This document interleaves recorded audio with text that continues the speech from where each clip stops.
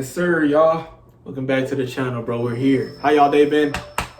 Your boy's been pretty all right, bro. If y'all haven't heard the news already, E3's done for. E3 is out of here, bro. We already knew this was gonna happen, but it does kind of suck to hear it like from the officials, bro, from ESA. It kind of hits right here, bro. I remember my first E3 that I watched. I've always wanted to go. Can't go now. Definitely, E3 was definitely always on our brother's bucket list, bro. My first E3 to watch though was 2017. I know I came in late. 2017, I was in the 8th grade in 2017. If y'all don't hop off tip, now, I mean, we can all make up a bunch of reasons on why E3 really is done for. Because there are a bunch of reasons, and y'all will definitely be right.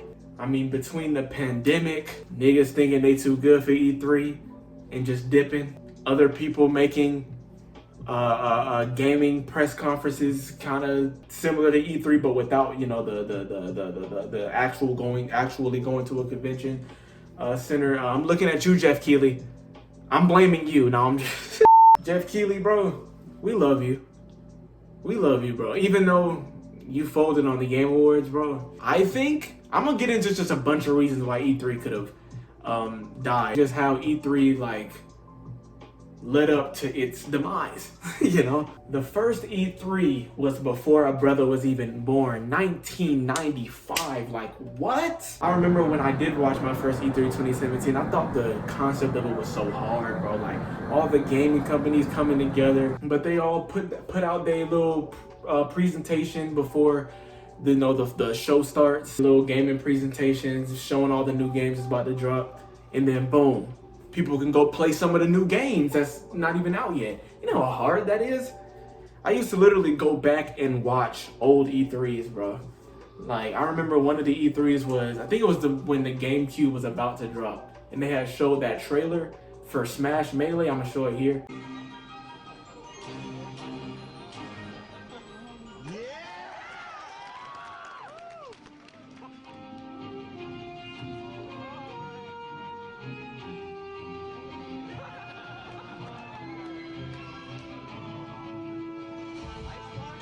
I know 2019 was the last official in-person E3, but to me 2018 was just, everyone was there. I mean, I know PlayStation was really the only one that, well, the only notable one that pulled off.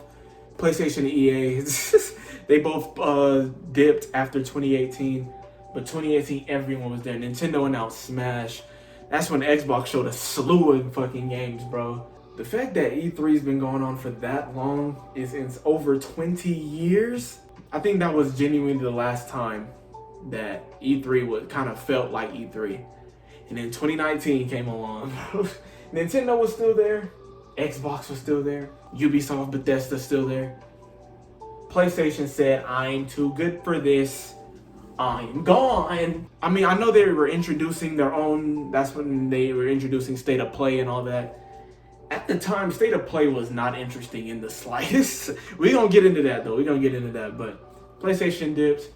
EA kind of dipped. I don't know why they didn't want to be a part of E3. They were just copying Sony, or I don't know, but they just did their own EA press conference, and they didn't even show anything. They showed like 6 games in like 3 or 4 hours, which was insane.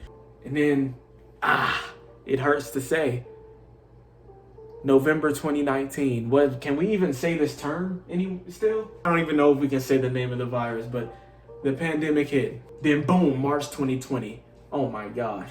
The pandemic is in full effect. Everybody got a lockdown, shut down, and everybody was wondering what the hell E3 gonna do. ESA said nothing. We're gonna shut down for that year. And they did. There was no E3 2020. 2020 gaming press conference rise was bare bones. Nintendo didn't have nothing. Their State of Play in 2020 wasn't good. I'm not gonna lie, bro. They did have one. That's when because you know that was their build up to the PS5. Because I think before that they were having an actual PlayStation showcase, not even the same as the State of Play. It was a PlayStation 5 showcase, and that's when they were showing the big games, Miles Morales. I forgot what else they showed. Did they show Horizon? Whatever. Nintendo didn't have nothing but a bunch of whack-ass partner directs that nobody liked. Xbox didn't have nothing because at the time they genuinely had nothing. So 2020 was bare bones. In 2021, E3 was like, We gotta stay alive. And they did a digital only E3. People were saying that they were gonna give out like little codes to people who signed up. I think it was rumored that they were gonna do that for 2021 to like give codes to people who signed up to play like demos online of the games that they show. Nah, they didn't do that. They just showed their games, and that was the end of E3. Like Nintendo was there, Xbox was there, and then 2022. Oh brother, they were planning on E3 2022. Then out of nowhere, bro, a bunch of developers and a bunch of companies just started to say, hey, we're not gonna be a part of this because we see that we can make our own presentation and it will still do numbers without you, E3, ESA. Nintendo dipped.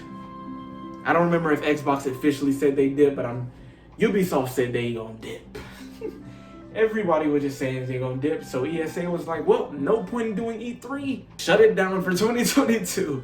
I don't know if they were ever planning on doing 2023. I don't remember. So E3 2023 was actually canceled in March of this year. So that's like 3 months before. So I'm assuming they were planning on it, but I'm just gonna assume that niggas was just not messing with it and did not want to come back, which is so fair. And it sucks, but it's fair, you know?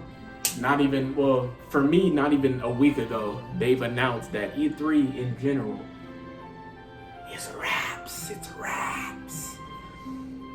And again, it sucks. I gotta keep saying that it sucks because I've been wanting to go to E3 for a good while, for a good bit of my gaming knowledge life.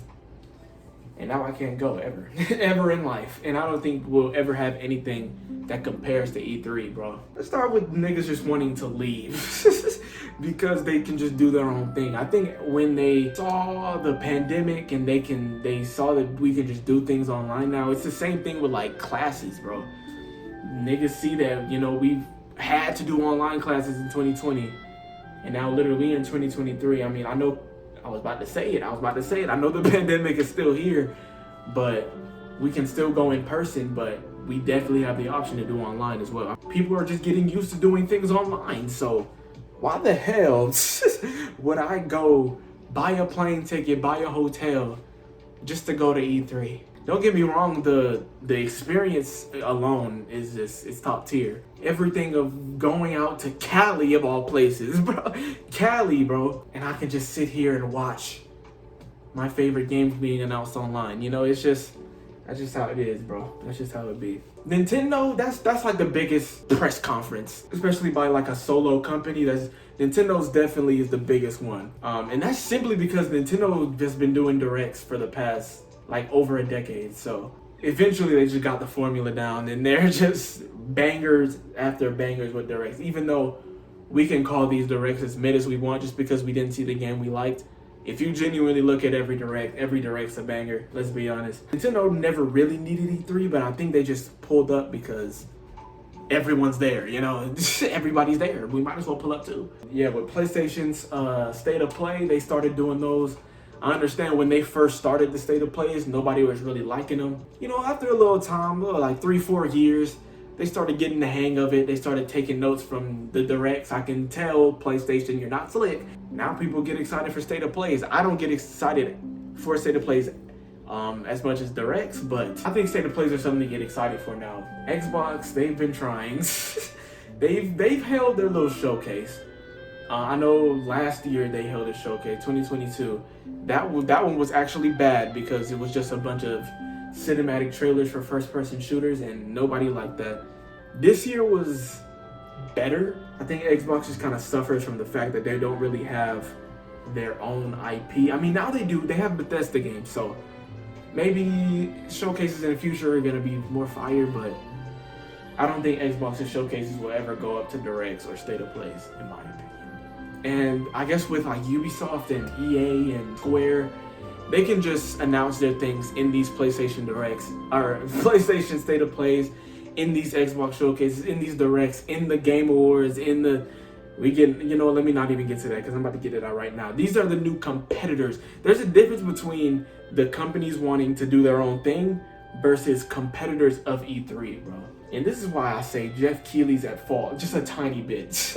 I can't get behind you and your crew doing these developers wrong with these Game Awards, bro. Let's just go to that. The Game Awards. The Game Awards was a crazy replacement for E3 in my opinion, because at this point it's a bad thing to me, but at this point they're definitely prioritizing the world premieres and the game reveals over the awards. You can tell. This is not even the first year they've done it. This is the first year that it's been like escalated. Like, this is the worst they've done it.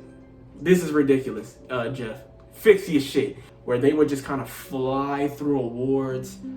Like, you know how they do the little fast real awards at during the show. They'd be, you know, like the games would show up on the left, and then Jeff would be like, the nominees, here are the nominees, and then he would just quickly announce the game, and then he'd go to the world premiere.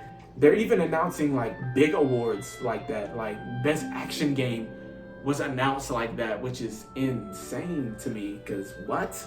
Best Action Game being like a sizzle reel award? That's crazy. And then the developers getting not even a minute to talk about their games. But the director of Zelda had, I don't remember how long he had, but he was definitely rushed.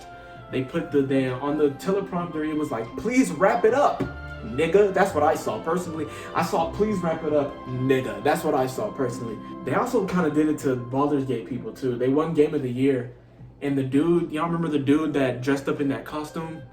He posted on Twitter his thread of what he wanted to say. That's ridiculous that he had to do that. Hopefully they fix it, because I think a lot of people called them out on their stuff this year. So hopefully they fix that. There are a lot of people that tune in just for the game reveals. They don't even care about the awards anymore because of the way they're doing it. Jeff Keighley actually left the production team of E3 just to start his own thing, the Summer Games Fest. And he did this while E3 was still kicking, I guess. I mean, they weren't fully alive. They were still kind of dying. Okay, so yeah, he started it in 2020, you know, of course, because there was no E3 that year because of the pandemic. But there was no press conference for the Summer Games Fest, because I'm assuming that Jeff just thought that he would do this because E3 is not here. But then the next year, he decided to continue Summer Games Fest, even though E3 was there. I feel like it was kind of a way for Jeff to kind of make his own thing. I don't know. I don't want to like say nothing crazy about the guy when that's not his true intentions.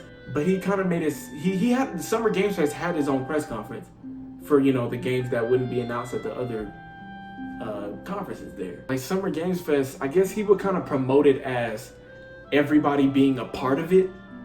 So like, say even though Nintendo was really a part of E3, Jeff Keighley would still promote the Nintendo Direct is coming as part of Summer Games Fest, if that makes sense. Which is, it's kind of, I don't know if I'll feel about that, but I don't know. He kept going with it. 2022 still had Summer Games Fest. This year we had Summer Games Fest. I don't know if y'all remember that, but genuinely replacement of E3. That's around the time of E3, came around the time E3 started dying off. Jeff Keighley's the head of it, of course. Jeff Keighley's the head of all three of the competitors. That's we about to get to the third one. Y'all probably don't know too much about Gamescom. Like, I'm pretty sure this year's Gamescom, they announced, what did they announce? I remember in 2022's Gamescom, they announced Dead Island 2. I know this year, I'm pretty sure they announced Little Nightmares 3. I think that's the main one I remember. I don't know. I think it's just, it's competitors. Jeff Keighley, I'm on to you. I love you, but I'm on to you at the same time, my boy. All in all, bro, I've always loved E3. Even though I came in the final years, 2017, I would go back and watch people's reactions to like game reveals from old E3s. But yeah, bro, E3, we'll always remember it. We gonna always remember E3, bro, because E3 just brought everybody together. I think E3 kind of did. I know E3 and Game Awards have their own different agendas. I just always remember, like, every time an E3 would end, we would already be on the next year's E3, bro. Already be on to next year. Damn, I wish I would have went. I'm not going to a Game Awards. You got me messed up. I am not about to sit there in that crowd watching developers go up there for 30 seconds while I sit up here and watch Anthony Mackie make jokes for 5 minutes. Like, no, bro, I'm not about to do that. Love you, Anthony. I'm excited for you in Captain America, bro, but come on, you gotta be honest. Hopefully, I'm gonna edit this by a relevant time, but go ahead and give the video a thumbs up. Let me know why, if y'all disagree with anything I said in this video, and what, you know, what E3 meant to y'all. Did y'all ever go to E3? If y'all did, tell me an E3 experience. If y'all didn't, tell me an E3 announcement that had y'all excited. Personally, Banjo and Smash is definitely up there. The Smash announcement, I know that's not where they announced Smash, but they announced, it was the Everyone Is Here trailer, when they announced that everybody in the game is in there and then they showed gameplay of it. That was up there. Super Mario Odyssey, yeah. Super Mario Odyssey showing was fire. I don't know, yeah. Go to your video a thumbs up, share your friends, subscribe, and I'll see y'all in the next one.